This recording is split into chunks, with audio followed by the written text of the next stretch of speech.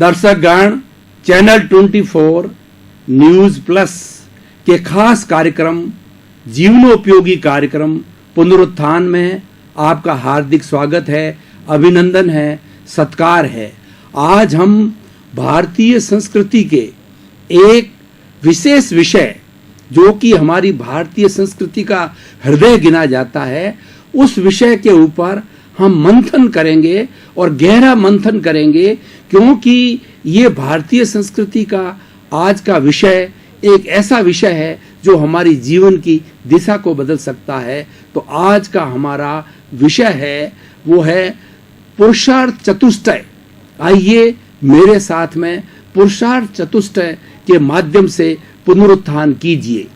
अब इसमें से दो शब्द आते हैं, पुरुषार्थ, दूसरा चतुष्टय। चतुष्टय का अर्थ होता है चार और पुरुषार्थ का मतलब होता है कर्म करना, मेहनत करना, कार्य करना। तो अब चतुष्टय क्या, सबसे पहले हम लेते हैं। हमारी भारतीय संस्कृति में चतुष्टय को चार भागों के अंदर बांटा गया है, अर्थ, काम, धर्म और मोक्ष। ये हमारे चार विभाग जो है पुरुषार्थ चतुष्टय के किए गए हैं। इसका हम एक एक क्रमशः से जो है विवेचन करेंगे। काम और अर्थ।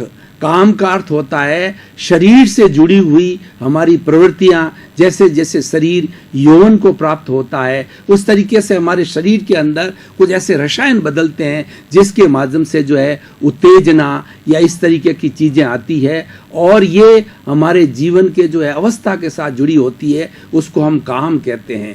काम के माध्यम से ही सारी गृहस्थी चलती है, सारा संसार का जो कार्य चलता है, वंश उत्पत्ति होती है, और जो है वो एक जो लिंग है दूसरे लिंग के करीब आता है, उससे आकर्षित होता है। अर्थ का अर्थ होता है धन।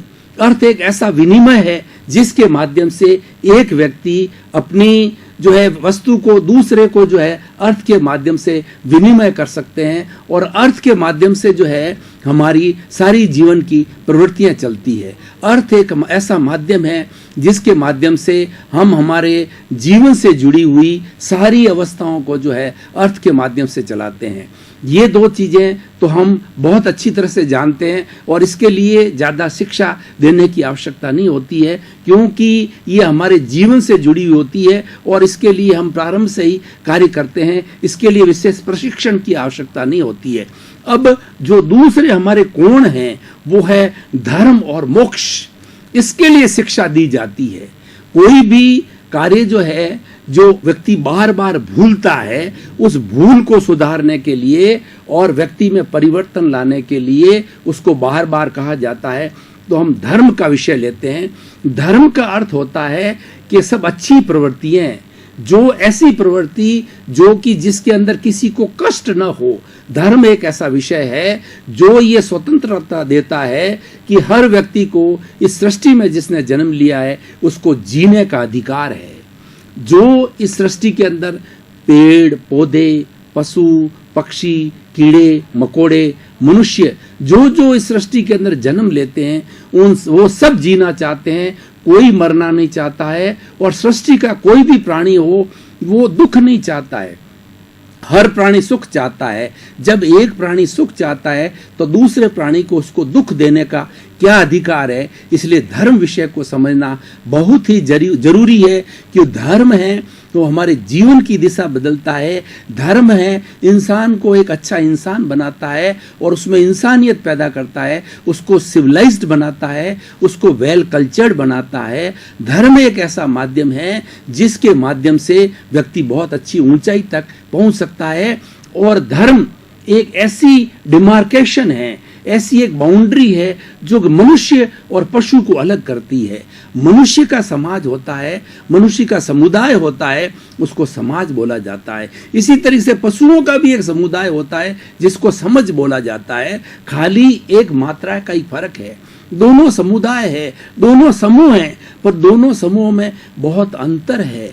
जो हमारा जो पशु जगत है, जो हमारे पेड़ पौधों का जगत है या हमारे जानवरों का जगत है, वो भी जीते हैं, लेकिन उनके पास में विकसित दिमाग नहीं है। वो किसी कानून कायदे को नहीं जो है वो जानते हैं, लेकिन जो मनुष्य होता है वो शिक्षित प्राणी है और उसके लिए जो है समाज की आवश्यकता पड़ती है, उसके लिए मर्यादाओं की आवश्यकता पड़ती है, क्योंकि मनुष्य के पास में जो बुद्धि है वो बहुत ही ज्यादा विकसित है।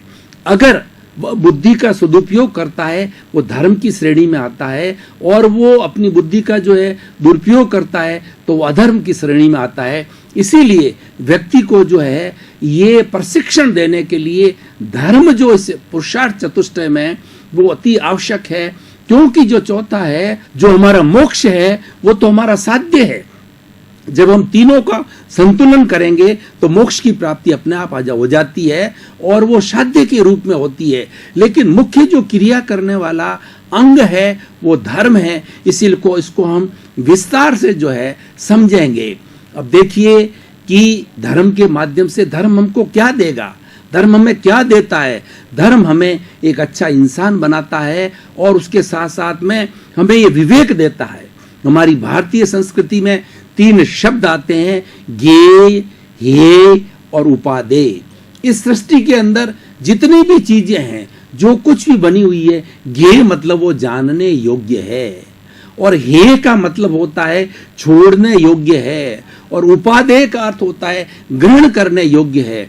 धर्म एक ऐसा अंग है जो कि हेय और उपादेय के अंदर जो है वो भेद करता है, और मनुष्य की जो बुद्धि है, मनुष्य की जो प्रज्ञा है, उसको जागृत करने के लिए हेय और उपादेय काम करता है। और धर्म के माध्यम से व्यक्ति को प्रशिक्षण दिया जाता है, शिक्षा के माध्यम से, ज्ञान के माध्यम से जो है व्यक्ति को प्रशिक्षण दिया जाता है, ये चीज करने योग्य है, ये चीज जो है करने योग्य नहीं है। जैसे मैं आपको एक उदाहरण दूं कि हमारे घर में जो स्त्री होती है, स्त्री के रूप जो है ना, एक बहन का रूप होता है, एक पत्नी का रूप होता है, एक माँ का रूप होता है और एक दादी का रूप होता है। अब स्त्री वही है, लेकिन वो चारों अर्थ के अंदर अलग अलग है। बाप के लिए वो पुत्री है, पति के लिए वो पत्नी है, और वह बेटे के लिए माँ है, और अपने जो है पोते के लिए वो दादी है। तो इसीलिए एक ही स्त्री और वो 4 जो है ना रूपों के अंदर होती है। तो हमारा उपादेय यह कहता है कि जो बहन को बहन की नजर से देखा जाए, माता को माता की नजर से देखा जाए, पत्नी को पत्नी की नजर से देखा जाए। हमारे पूरे परिवार के अंदर, पूरे हिंदुस्तान एक ऐसा देश है जिसके अंदर पारिवारिक व्यवस्था है, जिसके अंदर शादी का प्रावधान है। शादी एक स्त्री के साथ की जाती है तो वह स्त्री और पुरुष जो है एक दूसरे को पत्नी और जो पति के जो है बंधन के अंदर बनते हैं और उस मर्यादा के अंदर रहते हैं। एक स्त्री जो कि मनुष्य की पत्नी बन चुकी है, वह उसको छोड़ करके इस जगत की समस्त स्त्रियां, छोटी हो तो वो बेटी है, बहन है, बड़ी हो तो माँ है, और ज्यादा वृद्ध हो तो दादी के रूप में ये मर्यादा हुई। इसको हम उपादेय कहते हैं। लेकिन ये मर्यादा पशुओं में नहीं होती है। अगर इस मर्यादा को व्यक्ति पालन नहीं करता है तो वो जंगली व्यक्ति होता है, वह व्यक्ति पशु समान होता है, वह व्यक्ति राक्षस समान होता है, वह एक अच्छा इंसान नहीं है। इसीलिए बंधुओं, हमारे भारतवर्ष के अंदर इस पुरुषार्थ चतुष्टय को बहुत बड़ा महत्व दिया है, हमें एक अच्छी शिक्षा देता है। इसीलिए हम इसके ऊपर अधिक से अधिक विवेचन कर रहे हैं। भाई और बहनों, अब थोड़े समय के लिए हम अपने मस्तिष्क को जो है शांत करने के लिए ब्रेक ले रहे हैं, थोड़े समय का ब्रेक।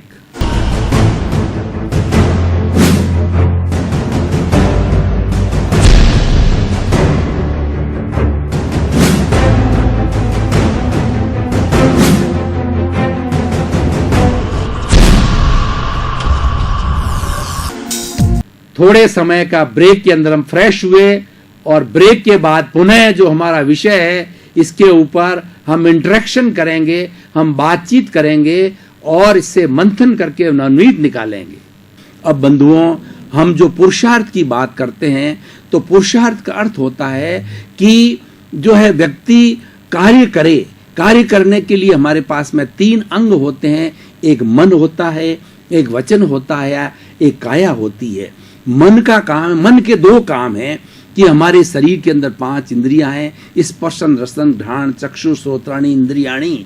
इन 5 इंद्रियों के माध्यम से हम जो कुछ भी देखते हैं इस सृष्टि के अंदर, जो कुछ भी चखते हैं, जो कुछ भी सुनते हैं, जो स्पर्श करते हैं, उन सबके विषय जो है इंद्रियां ला करके हमारे मन को देती है। मन एक मैनेजर है, उन इंद्रियों के विषय का वो सारा मैनेजमेंट करता है, संयोजन करता है। मन का एक दूसरा कार्य और भी है कि हमारे 3 काल गिने जाते हैं, भूतकाल, वर्तमान काल और भविष्य काल। जो भूतकाल में जब मन जाता है तो स्मृति करता है, मैं बचपन में ऐसा था, मैं उस स्कूल में पढ़ता था, मैं उस गांव के अंदर जन्म लिया है, यानी भूतकाल की स्मृति के अंदर चला जाता है। और जब मन जो है वर्तमान में रहता है, जैसा कि मैं दर्शकों भाई और बहनों आपके सामने हूं, तो इस वक्त के अंदर मैं आपको जो है वक्तव्य के माध्यम से बात कर रहा हूं, इसका मतलब मैं वर्तमान में हूं। और भविष्य में क्या होता है, एक छोटा बच्चा होता है, वो अपना लक्ष्य बनाता है कि मुझे इंजीनियर बनना है, मुझे एडवोकेट बनना है, मुझे डॉक्टर बनना है। ये भविष्य की कल्पना ये सारा मन करता है। तो हमारा मन और वचन का मतलब है जब हम बोलते हैं उसको वचन कहा जाता है। भाषा एक ऐसा माध्यम है जो व्यक्ति से व्यक्ति को जोड़ती है, और भाषा ना हो तो हम सब मूक हो जाएंगे, हम पशुओं की तरह हो जाएंगे। तो किस तरीके से एक से वार्तालाप करेंगे, मेरे दिमाग के अंदर किस तरीके के विचार है, मैं आपके सामने कैसे प्रस्तुत करूंगा, और हम एक दूसरे से किस तरीके से डीलिंग करेंगे, और हमारा समाज एक मूक समाज बन जाएगा। इसीलिए हमारी जो भाषा है वह एक दूसरे को जोड़ने का कार्य करती है। और भाषा जो है, व्यक्ति जब बोलता है तो उसके बोलते ही जो मालूम पड़ जाता है उस व्यक्ति के अंदर कितना गहराई है, उसमें कितनी विद्वता है, और वो व्यक्ति किस प्रकृति का है। राजस्थानी के अंदर कहावत है कि बोल्या के लाद्या। इसका अर्थ है ये व्यक्ति जो ही बोलता है उसकी पहचान हो जाती है कि इसमें कितनी विद्वता है, कितनी शालीनता है, और व्यक्ति के अंदर कितनी गहराई है, कितनी मर्यादा है। तो ये मन हो गया, वचन हो गया, शरीर खलु माध्यम धर्म साधनम। शरीर के माध्यम से जो है हम धर्म करते हैं, अच्छी प्रवृत्ति करते हैं, बुरी प्रवृत्ति करते हैं। ये शरीर एक ऐसा माध्यम है जिससे सारी प्रवृत्ति की जाती है। अब प्रश्न ये उठता है कि जो हमारा धर्म का अंग जिसके पर विवेचन हम कर रहे हैं कि हम उस वस्तु का सदुपयोग करें या दुरुपयोग करें। मैं आपको भाई और बहनों एक उदाहरण के साथ में बताना चाहता हूं कि हमारे पास में एक चाकू है।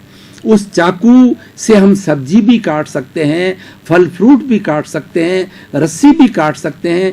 कोई तरह की काटने की प्रक्रिया चाकू के द्वारा की जा सकती है जो हमारे जीवन में उपयोगी है, हमारे रोजमर्रा के काम आती है। लेकिन अगर व्यक्ति उस चाकू का दुरुपयोग करे तो किसी के जो है वो छाती में भी भोंक सकता है और किसी का मर्डर कर सकता है। तो ये उसका दुरुपयोग हो गया। जितना दुरुपयोग है वस्तु का वो अधर्म है, और जितना वस्तु का सदुपयोग है वो धर्म कहा जाता है। तो इसीलिए पुरुषार्थ चतुष्टय के अंदर जो है धर्म को अधिक स्थान दिया जाता है, और सबसे ज्यादा पुरुषार्थ है वो धार्मिक क्रिया के लिए किया जाता है। कोई भी व्यक्ति जो है वो ये चाहता है कि मेरे को समाज में सम्मान मिले, तो सम्मान मिलने के लिए उसे अपना जो बुद्धि है उसका सदुपयोग करना होगा। और ये सारी जो शिक्षा आज हम स्कूलों में देते हैं, कॉलेजों में देते हैं, और सबसे पहले माँ जो होती है, बच्चे की प्रथम पाठशाला होती है, तो माँ से बच्चा बहुत सीखता है, और माँ जैसे संस्कार देती है वैसे संस्कारों से वो संस्कारित होकर के उसी तरह का आगे जाकर के इंसान बनता है। और जो अभिमन्यु था वो अपनी माँ की पेट से ही जो है किस तरीके से जो है उसको चक्रव्यूह को जो रचना को भेदना है, वो माँ के विचारों से, माँ के पेट में उसने जो चक्र था उसको भेदने की विद्या उसने जो है वो महाभारत के अंदर सीख ली थी। तो इस तरीके से जो हमारा कार्य करने की पद्धति होती है वो पुरुषार्थ होता है। लेकिन पुरुषार्थ 2 तरह के होते हैं, सद पुरुषार्थ और असद पुरुषार्थ। सद पुरुषार्थ होता है वो हमें अच्छाई की ओर ले जाता है, धर्म की ओर ले जाता है, और अशत पुरुषार्थ है हमें पाप की ओर ले जाता है, अधर्म की ओर ले जाता है। और बंधुओं, जो धर्म का रास्ता होता है भाई और बहनों, वो रास्ता बहुत सुखदायी होता है, वो रास्ता आनंद का रास्ता होता है। अधर्म का रास्ता हमें गर्त में ले जाता है, हमारे जीवन को खराब करता है और समाज के अंदर हमको एक बहुत बुरी स्थिति के अंदर जो है खड़ा कर देता है। एक व्यक्ति ऐसा होता है कि वो समाज के अंदर पूजनीय होता है, एक व्यक्ति ऐसा होता है कि समाज में वो घृणा का पात्र बनता है। वो घृणा का पात्र क्यों बनता है? कि वो अपने बुद्धि का दुरुपयोग करता है।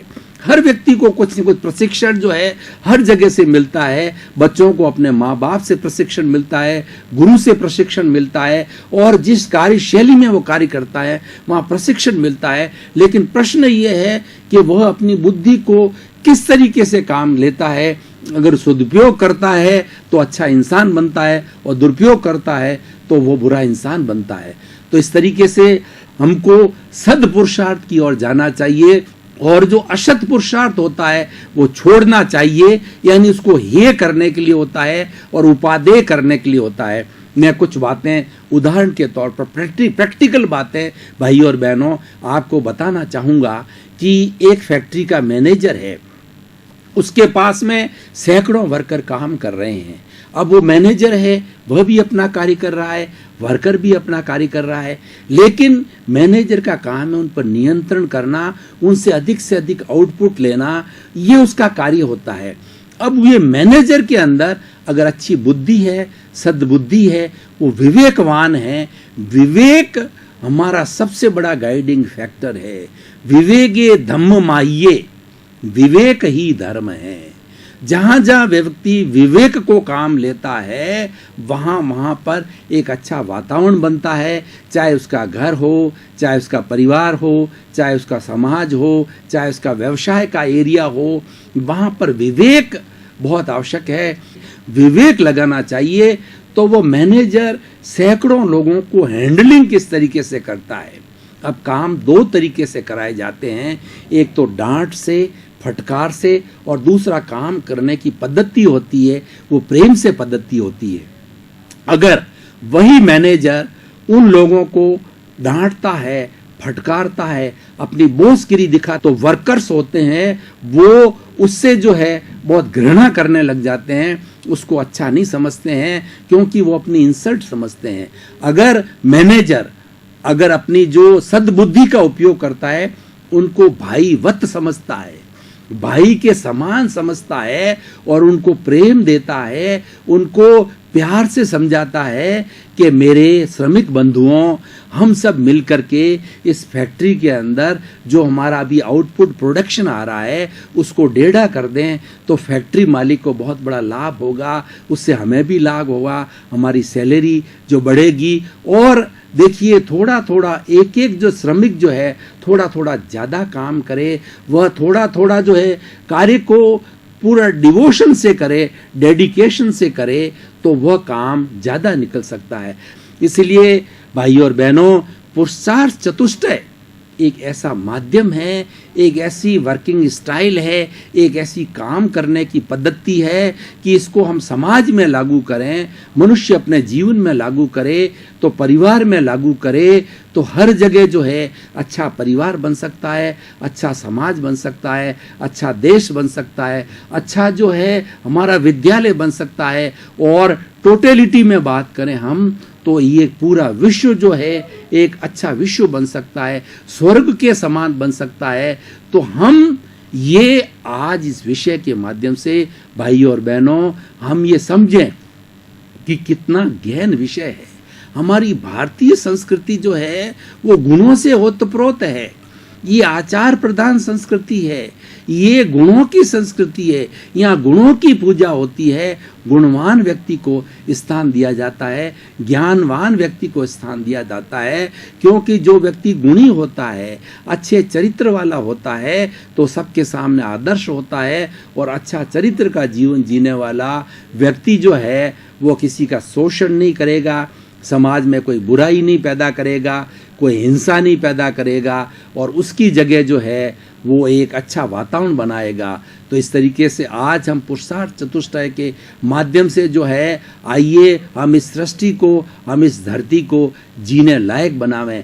पुरुषार्थ चतुष्टय एक ऐसा विषय है कि जिसके विषय के माध्यम से जो है हम एक बहुत बड़ा कार्य कर सकते हैं।